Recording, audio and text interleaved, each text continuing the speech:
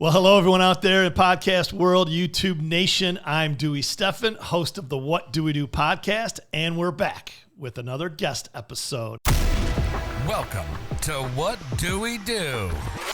A podcast discussing wealth management and financial planning featuring key leaders in our communities. Hosted by founder and CEO of Great Lakes Wealth, Dewey Stephan.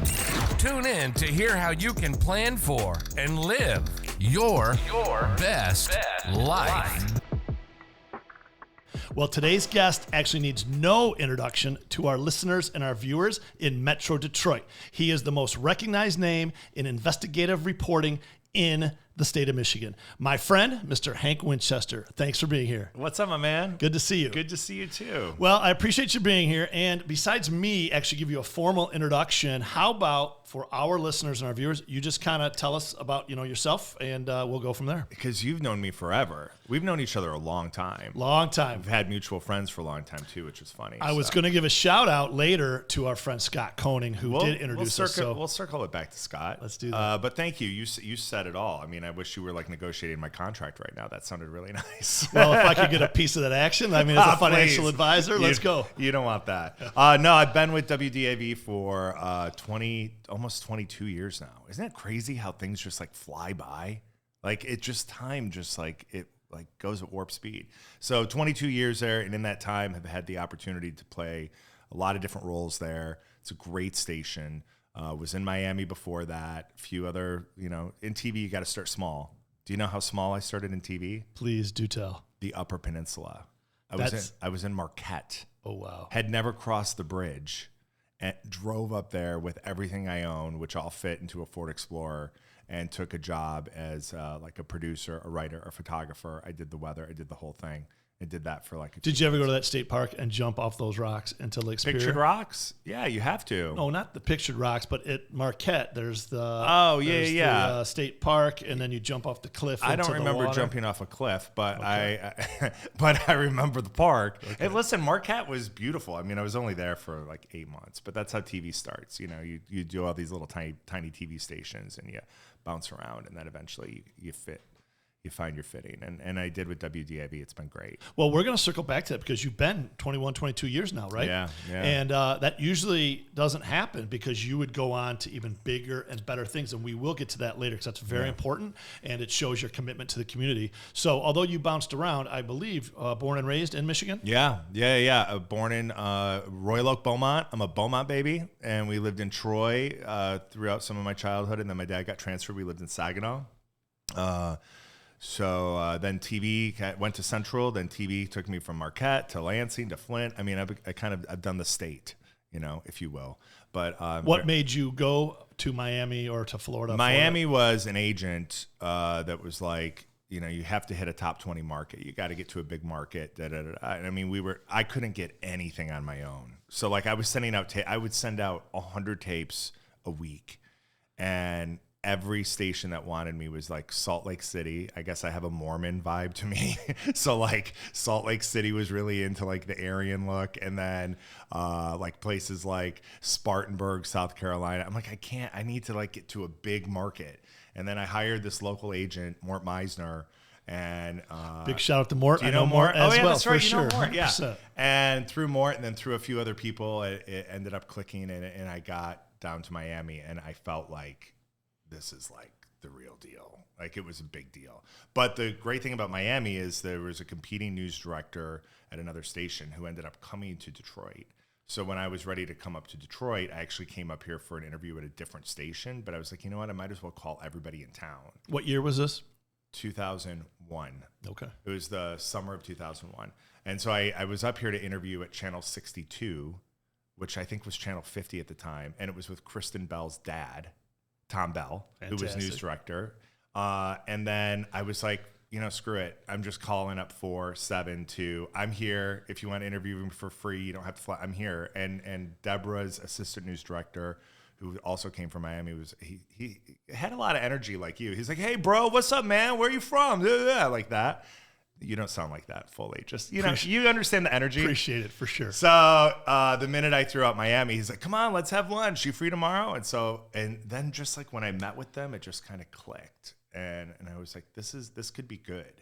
And they didn't have necessarily the job that I envisioned in that moment. But I think sometimes you just have to go out of your comfort zone and then kind of figure it all out. So that's what happened, you know? Yeah. And your family ties are, very important to you, and they were very important to you. I think your entire way along the way. So I've heard stories about you and your mom and you and your father as well, but maybe talk a little bit about your family. Who's telling you these stories? Listen, I'm the investigative reporter today. Okay. I'm the investigative reporter today. I didn't like the idea when I got here and you're like, I reached out to Karen Drew, and I'm like, don't reach out to Karen Drew. Yeah. She's my best friend, but she's just got too many stories to tell. Well, fast fact, I did reach out and she did not return my call. Oh, I kind of like that. Just so you know. Oh, okay, good. All right. Okay, that's good. How do you say it in the show? I reached out for comment and there was none given. No or reply. Something. No wow. reply. Okay. Yeah. All right. She ghosted me. Damn. Do you believe that? I would imagine. How did you reach out to her? Which form of media? Yes. So I actually DM'd her. Well, that's on a Instagram. disaster. Time out, because she's replied to my DMs 100 before. guys sending her DMs saying, "Can I have a picture of your feet?" I mean, like, you can't. So then, Instagram is a nightmare. then she has on Facebook. She has an email that you can click on, and I didn't want to bother you because I wanted to. Was it her work email? No, I think it was a Gmail. I'd have to go back, and certainly I could have got her digits. I could have got to her 100%, but Sure. I wanted to kind of make this organic, if you Organic, want it. yeah. So I found a few other people that Interesting. filled in her her busyness. Yeah. Didn't slow me down, Karen. Next time. Man, come on, K. Drew. Yeah, I mean, for me, it was, I don't know. I think there's something about growing up here, right? Like, if you're from Metro Detroit, you're always the underdog who loves Metro Detroit, and people talk smack about it. You're like, come on, this is my town. And so I got back here and I thought, like, oh, I'll be here for a couple years. But, I fell in love with Detroit again. I just fell in love with it. And, the resurgence that we've seen downtown, especially in the last decade. When I came back here, I was like, I'm living downtown. I'm going to be a city boy. Well, I was trying to live in Back in 2001? There was nothing there. Right. I was trying to live in a loft in downtown Detroit. And I'm like, I want to do this. I want this like urban feel. And I mean, it was what it was, but there was nothing there. Right. And then to see what it's become, and now it's like, now I'm too old and I have a kid and dogs. I can't be that city person, even though I know some people can. But I love that I work downtown, and I know you're downtown every single day. We both are. And to see what our city has become is like, it almost makes me emotional because it's incredible to see that transformation. So I fell in love with Detroit again, and then I kind of like stopped being a smart ass. I'm allowed to swear, right? Absolutely. I stopped being like kind of a shithead and was like trying to escape. Like, I'm getting away from my family, I'm getting away from everybody. And then you realize, like, man, you're so lucky to have a family. So I was like, I came home and I was just like, it felt nice to be able to do Christmas. So when you work back, in TV, you don't have a lot of opportunity to get away for stuff. Yeah. So when you came back, did you live downtown? I did for a year. Okay. And then I was like, I can't, there's not anyone here. There were not people. I mean, you remember that, right? I was thinking you might have gone and moved back in with your parents. No. You know what I'm saying?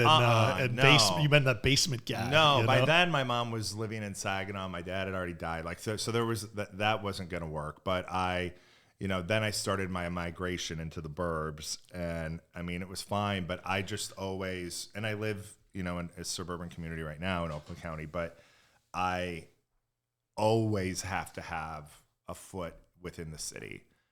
I love being in Detroit every single day. And, if circumstances were a little bit different, and I think these lofts are incredible, but I'm really lazy. And I'm like, I don't want to get the stroller and drag my kid down. Like, people in New York do it every day. It's no big deal. People in Detroit, I'm like, no, I can't do that. So, but I love it. I love being in Detroit. You didn't think that the winters here versus the winters in Miami? Because a lot of people, when they leave Detroit, they don't come back, and they start by going to Chicago. I don't even know why a lot of people do that, because it's not that much different. I mean, maybe it is a little, but not anymore, as you just said. But then when they head west or they head south, it's really hard to get them to come back. So I think the thing, I mean, especially now, everybody thinks Miami is like, and Miami is like, it's next level. It's crazy. And when I lived there, it was just starting its major resurgence. It just became like Ricky Martin and J-Loville, you know what I mean? It was growing. But the thing about Miami that I didn't like And the thing that I love so much about Detroit is you can stop in almost any neighborhood in Detroit and you can find somebody who like went to the corner with their grandparents or was at a Lyons game with their, great uncle when they were You don't get that in Miami. Miami is very transient. So there's not like this community. There's this community of like party and all this other stuff. And I mean, there are, some parts of Miami that are more deeply rooted. But like, I feel like Detroit's one of those places where there's just a soul and a connection to people and places that you don't get anywhere else. I really do. Yeah, I'd agree with that 100%. Yeah. Well, that's a great segue into the journalism and what, made you take that course and, get involved and how did it actually, get those roots with you? It was, my mom, I can remember being really young and my mom worshipped Bill Bonds, like, in a kind of a creepy way. And years later. So you went to work for Mort Krim. So I went to work for Mort Krim. But I remember years later, there was like some event somewhere. And I brought my mom and Bill Bonds was there. And she like went kind of like, she like ghosted. She like freaked out. And I'm like, oh my God, it's Bill Bonds. But it was just because when I grew up, watching the 6 o'clock news with my family was just something you did. There was, and then there was a conversation about the 6 o'clock news afterwards. And then we would always watch, nightly news. And then there was a conversation about those world events. And it was just, I think it was very important for my parents as a part of their connection to the community. And I can remember there was this reporter at WNEM in Saginaw. His name was, it was either Jay Brander or Jim Kurtzner. I can't remember which one it was. But he left. He did a story where he left Saginaw and went to Washington, D.C. for something. Now, remember, I'm like 7 or 8, right? But he went there, and because of what he did, they changed some legislation or something happened. And it was really because of the power of that microphone. And I thought, wow, like, look at that. He went and made a difference, and he was able to do that because of his position within this television station. Like, you can actually do good. And I think for me, it was just very much organic. There was never a question in high school or college about what I was going to do. I knew what I was going to do. I didn't know what form it was going to take, but I knew it was going to be somehow in that medium. I just didn't know like how the road would work itself out, which is probably good. Well, that's great. And it's a great intro into the world of Hank Winchester, and we're going to get more into it. But first, I want to thank everyone for tuning in, ask you to download, share, subscribe, leave a comment, hit the thumbs up.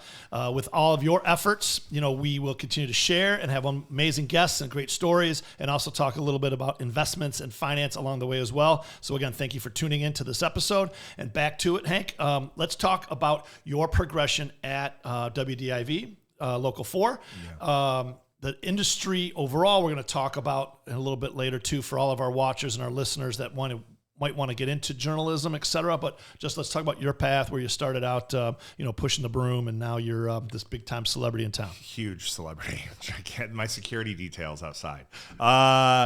I've done every single job you can do and worked every single shift. In fact, Paul Gross just retired yesterday as our meteorologist, and he was like, congratulations to Paul. Paul Gross, celebration, great guy. Booyah. And he was like, do you know that we'd anchored Christmas together for 13 years in a row? I'm like, I have no memory. I mean, I remember I anchored a lot, but with him on Christmas, but I'm like, I didn't know it was that long. But I've done and I think that's true for anybody in whatever career they choose or job they do. You have to be willing to do everything, right? You're not going to walk in and be Devin Skillian or Mort Krim. You have to do, and I'm still never going to be those people, but you have to be able to be flexible and do whatever you have to do. So in the smaller markets, I was editing, I was producing, I was reporting. I tried to be a photographer, but I was really bad. So that worked out good for me because those jobs were really hard. But then at WDIV, they didn't even have like a set reporter job open when I got here. Deborah Kalora called me in Miami and she said, I have this investigative producer job, but I might be able to segue you later. We'll figure it out. The 50 thing wasn't clicking. Tom Bell wasn't calling me back. I'm like, shit, I really want to get back. So I took that, and then within like a year, started reporting full-time, then got thrown into our investigative unit, Defenders. And then there was this segment called Ruth to the Rescue that Ruth Spencer had done incredibly successfully for 25 years. And she called me and she said, I'm going to tell our general manager at the time, I'm going to tell her that I'm going to be retiring soon. I'm going to let her know in a few months. But I'm telling you now under confidence because I would like you to carry on this franchise. And to me, that was like an incredible moment because she trusted me, and I knew that her influence would mean something to them. And so then it just became like a scramble for a few months about what we were going to name it, how we were going to do it, the transition of it all. And that was probably, I don't know, 5-6 years ago. So that's what I've been doing now. Help Me Hank. Called Help Me Hank. I was going to throw that in there in case you didn't drop that little tidbit there. Help Me Hank, and that's a huge segment again for the community. It's great for WDIV, Channel 4, and for you, but you help so many people. So if we can talk about Help Me Hank for a minute, I guess walk through the last, like you said, 5 or 6 years in terms of, I don't know, the best story, the worst story, maybe just again, what it's meant to you from whatever different angle. Yeah, I think for me, it's just I was kind of at the point journalistically where I was like, I can't do the gloom and doom anymore. I'd done almost 20 years of every possible homicide, fire, everything. You sat through the biggest trials, the Kwame, the Bob Basharas, and they were all incredible. It was amazing to watch and be a part of, but I was just kind of burned out. And I thought there's got to be more to it. And so the great thing about what I get to do now is I really just kind of get to fight for the everyday person, right? Everybody's struggling. Everybody, is trying to make ends meet, figure it out. The last thing people want to do is be screwed over by a contractor, a landlord, a bad dude. So when we have these opportunities to make things right for people that would be able to do it on their own, it's really the most rewarding thing. Nothing makes me more frustrated than when I see like a slumlord taking advantage of people, or like a contractor. I just met this woman in Trenton last week, and she, a senior, she's on a fixed income. She saved up for a year to have a tree taken down, $1,000. The guy took the cash and ran. Well, we're going to find that guy. And maybe he's not going to give her the money back. I mean, that's the intention, but he'll get exposed. Like you're just not going to do that to people. And so I think that being able to provide that service and know that we're kind of the only game in town that's doing it is, for me, it's incredibly rewarding. I think it's been good for the station too. Does it get frustrating though, because law enforcement, or I don't know, the community, the people that are supposed to be doing this, protecting and serving, whatever it might be, it could be again, the landlord of the apartment building. But I've always thought, it's great that you're there. It's great that there is an advocate for these people.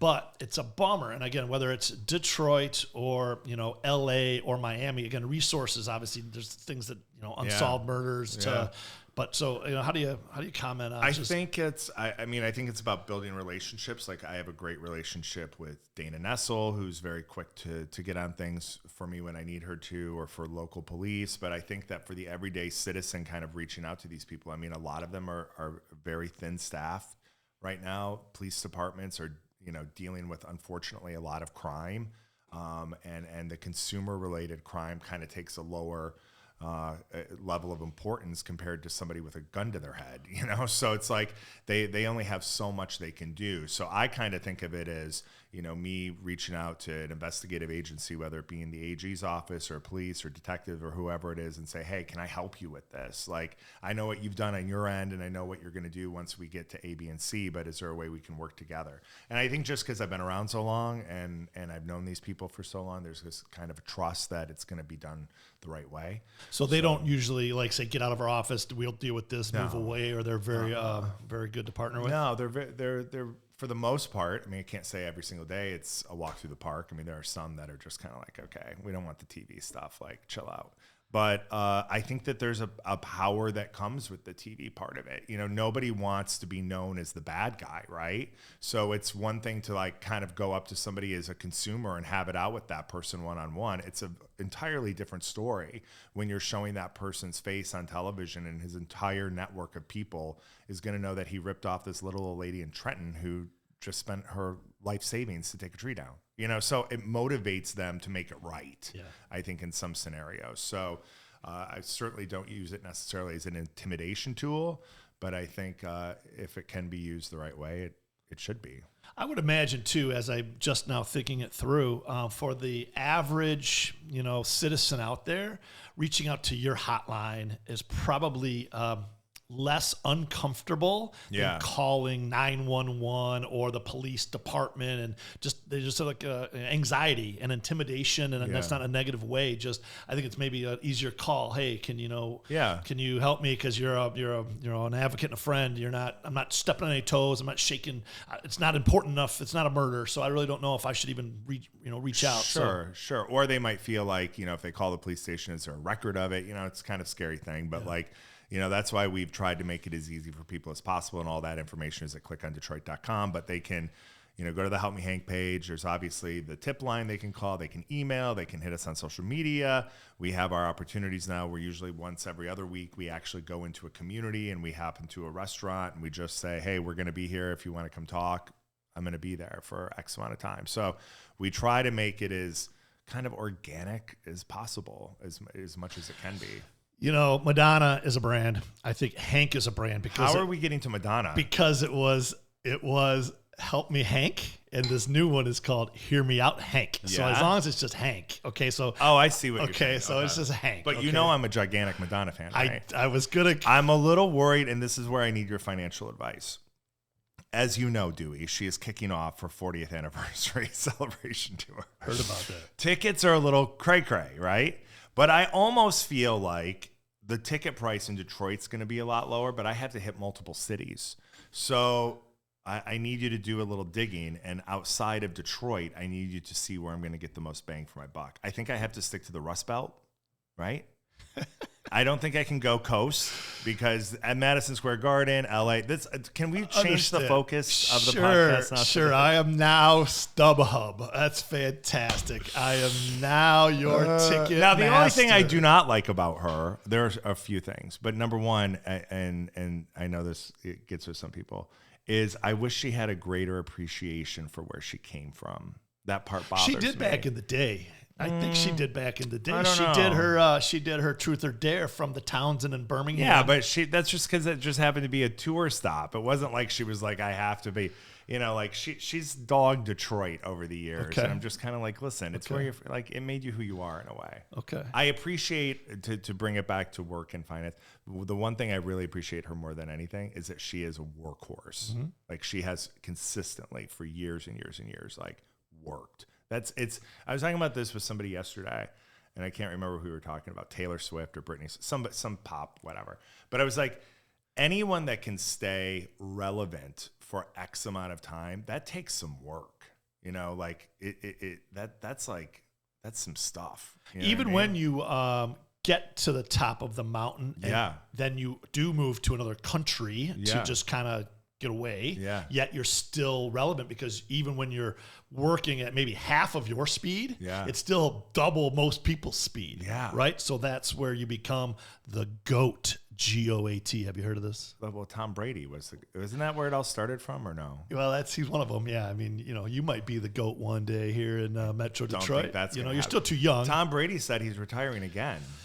Do you think he's really done? I do this time. Yeah, for sure. Why now? Now he already got rid of the wife who didn't want him to do it anymore, and now he's not married, and now he's not going to do it. Just do it. Who cares? He did it last year. But she didn't want him to do it, and that was part of... Do you not go to TMZ, Dewey? Help me, Hank. Help me, Hank. Where do I go? Hear me out, Hank. I don't know. I read somewhere actually that Paige Spiranek, if you know who she is, and Tom Brady are trying to get together. That's the rumor. She's the golf girl, right? Yeah, that all you boys follow on the Instagram. Yes, I don't. Fast fact, but I heard that Paige and Tom would be a perfect couple out there in the world. So I have no idea, and I'm not spreading any rumors. I'm just telling you what I heard. There you go. Okay. Yeah. Let's get back on track. Okay. No.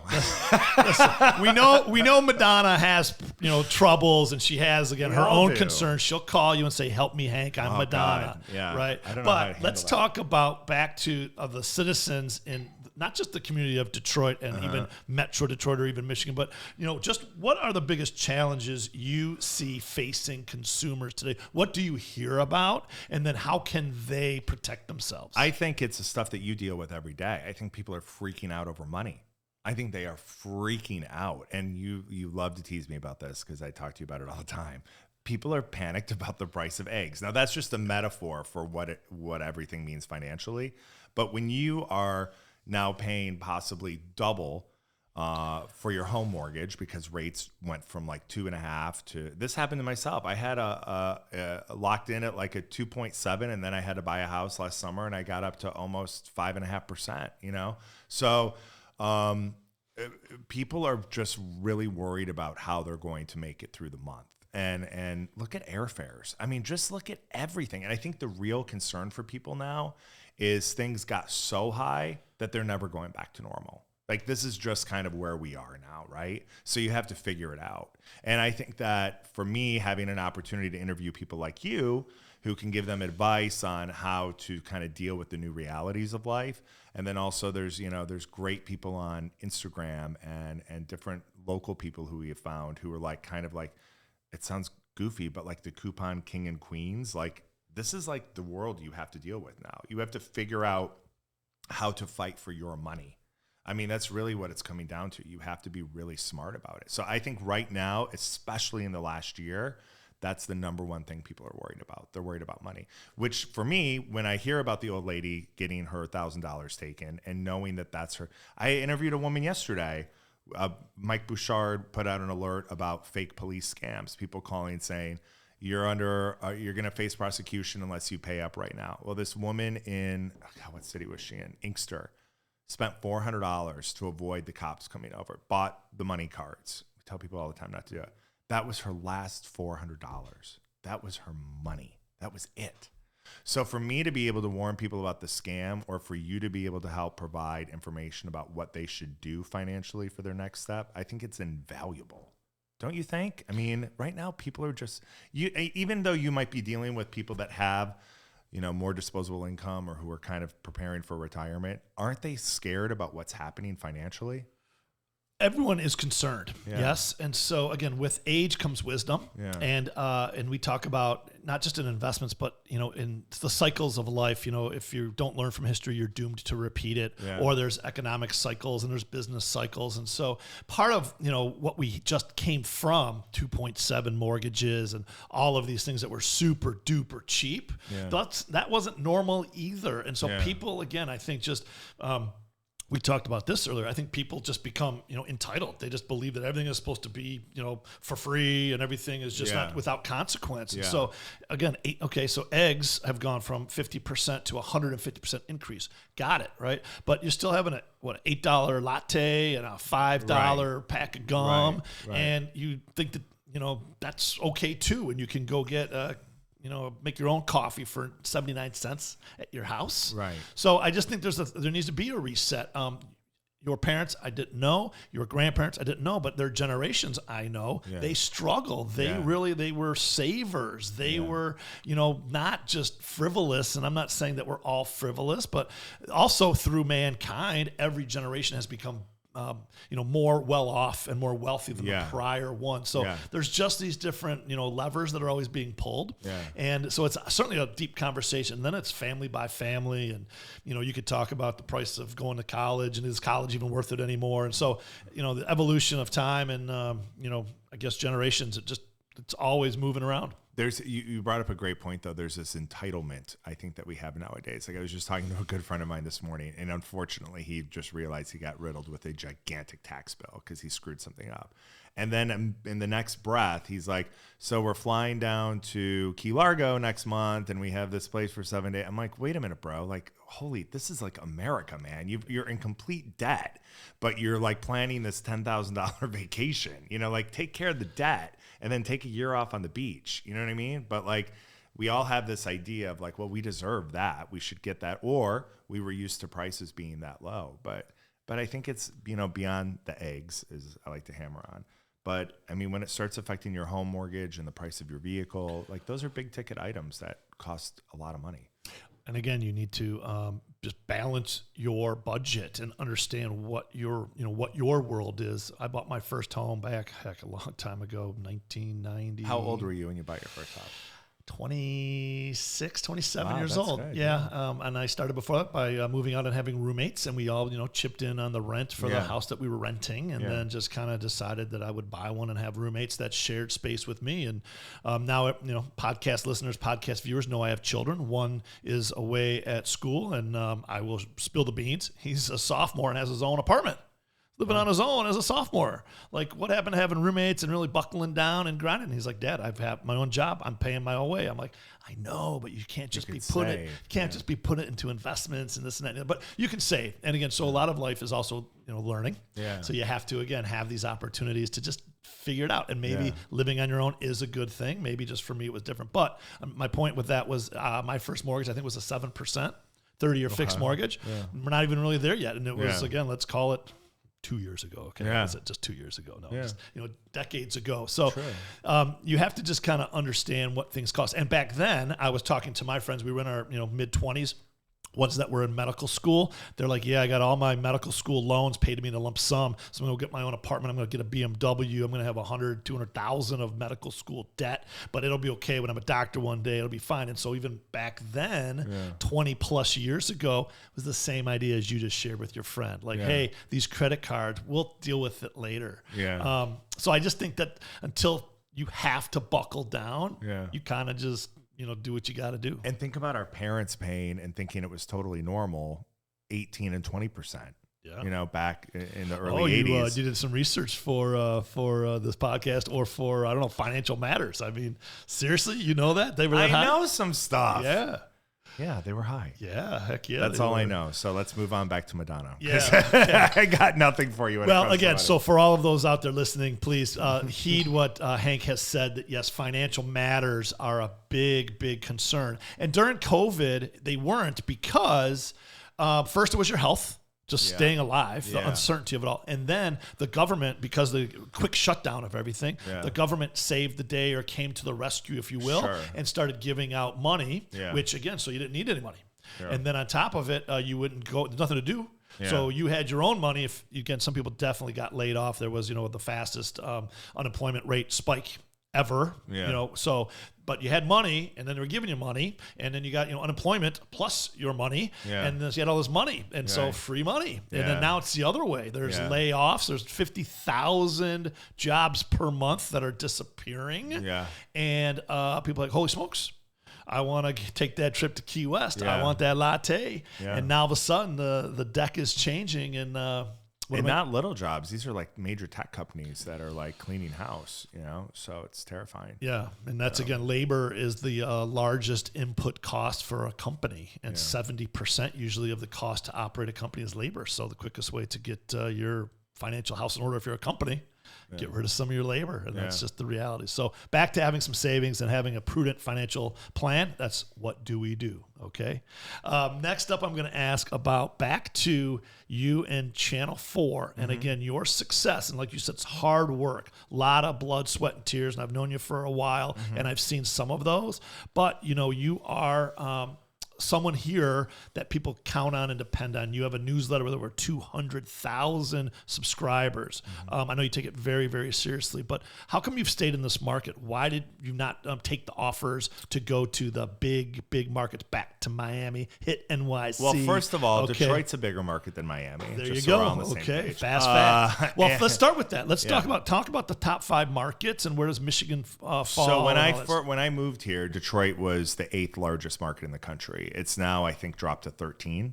So, I mean, it was in the top 10, and the top 10 is, from your perspective, is like, that's where like the advertisers like dump in, all the national advertisers dump in huge amounts of money. So I know when they dropped out of the top 10, it was problematic.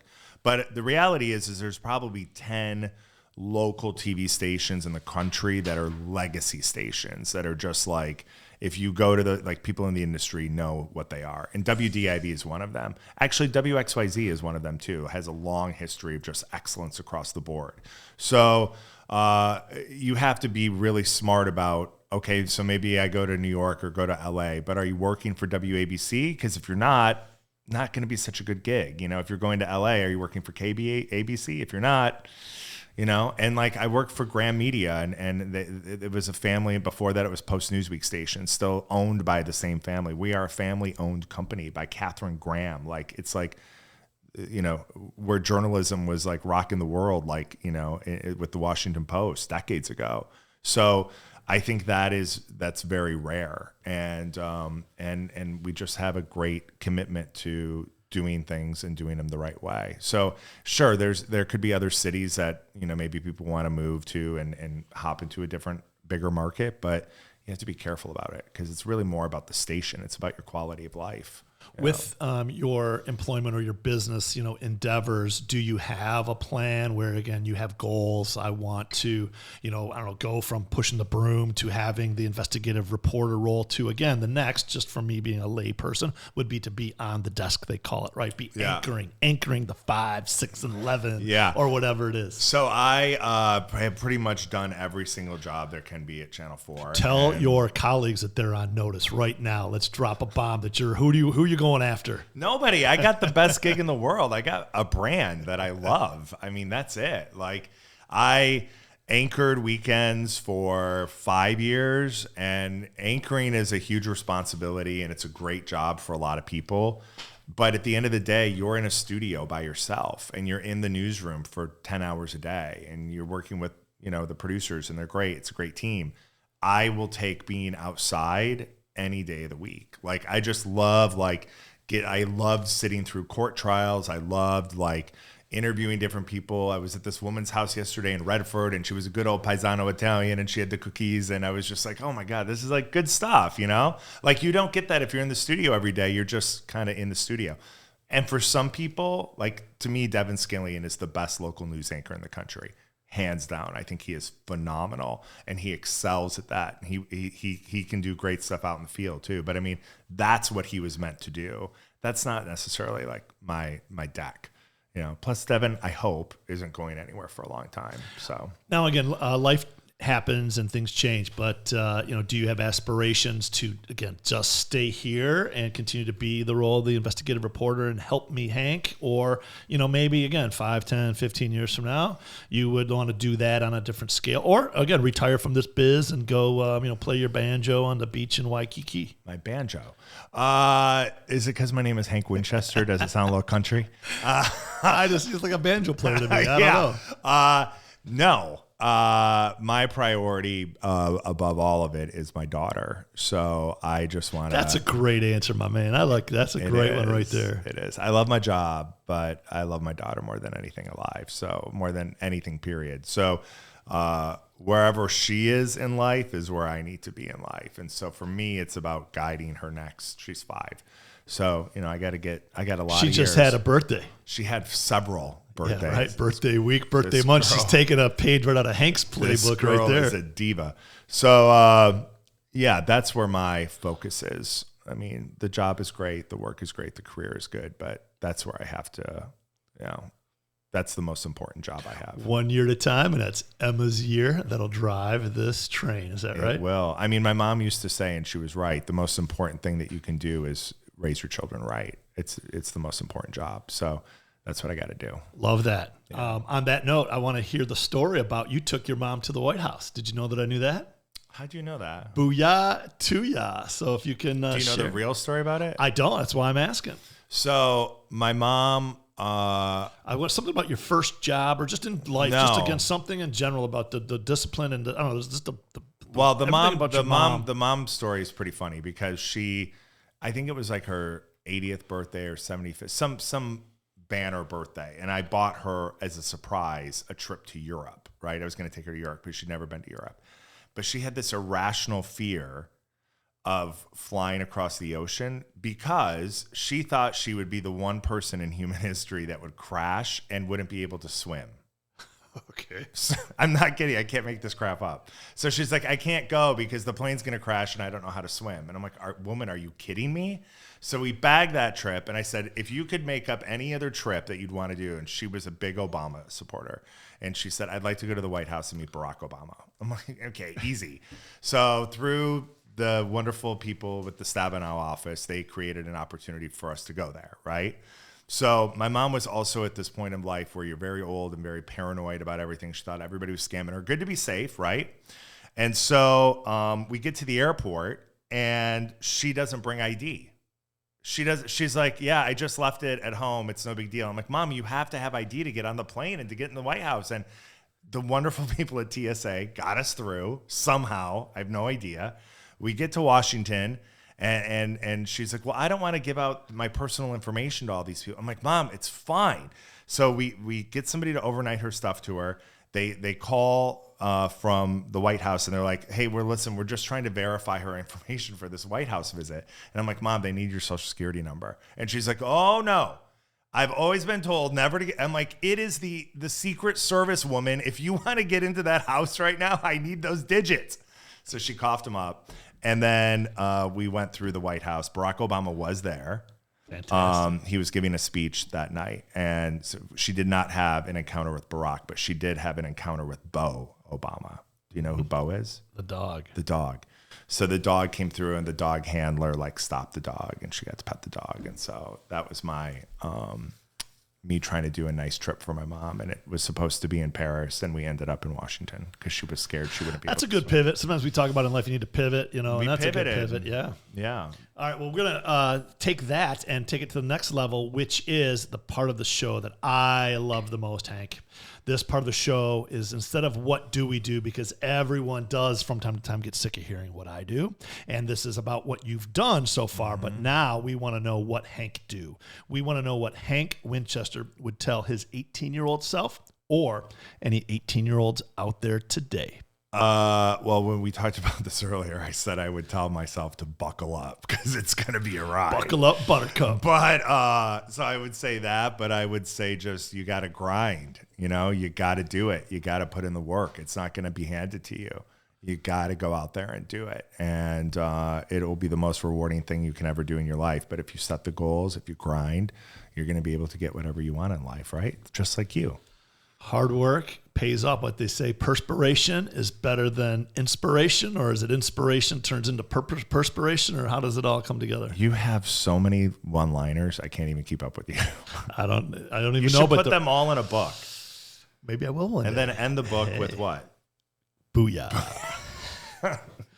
All right, well, I'm going to wrap up the show here slowly but surely, and I would like you to give some advice to those aspiring journalists out there, our Gen Zs, our millennials that want to get into journalism or into anything having to do, with the world that you believe is so near and dear to you. I think number one, you have to be willing to do anything, and nothing grates me more than we would have interns come into the building and I'd say, what do you want to do? And they'd say, I want to be Carmen Harlan. And I'm like, well, that's great. But it took Carmen a long time to become Carmen Harlan. That doesn't happen overnight. So you have to be willing to do everything. Most of us have. And you have to be a good writer.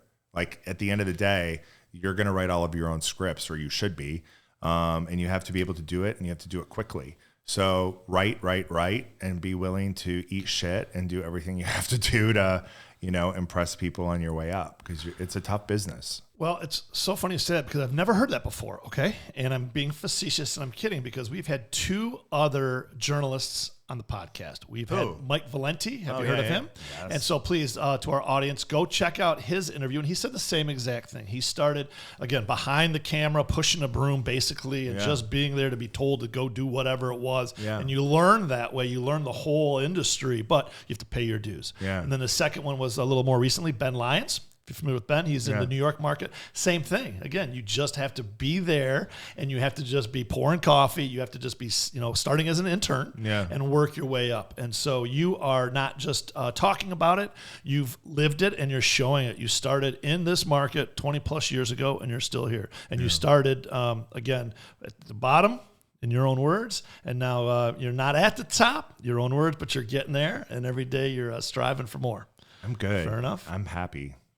I'm good. I'm happy. You are good. I'm and happy. I got a happy 5-year-old. That's all I need. All right. Well, on that note, I'm going to ask you anything else that you want to share with our listeners, our viewers, your fan club, your fanatics, anybody else out there? I have fanatics. Celebrities, fanatics. Wow. What do you want to tell Madonna if she tunes in and watches Give this Detroit podcast? some love, Madge. Come on. And send me 2 free tickets. That's it. Well, listen, so much a pleasure of having you on here today, Hank. I really appreciate it. You're a friend. You're in a lot of ways, you are a mentor. You are definitely someone to encourage me, and to our entire community. You are very much a member of this community, no doubt about that. Thanks for being on. Okay. Thank you. And with that, sir. I want to tell everyone else out there, as I always say, live your best life, be radically generous, a great big booyah to ya, and we just did an episode with Hank Winchester, but we're just getting started.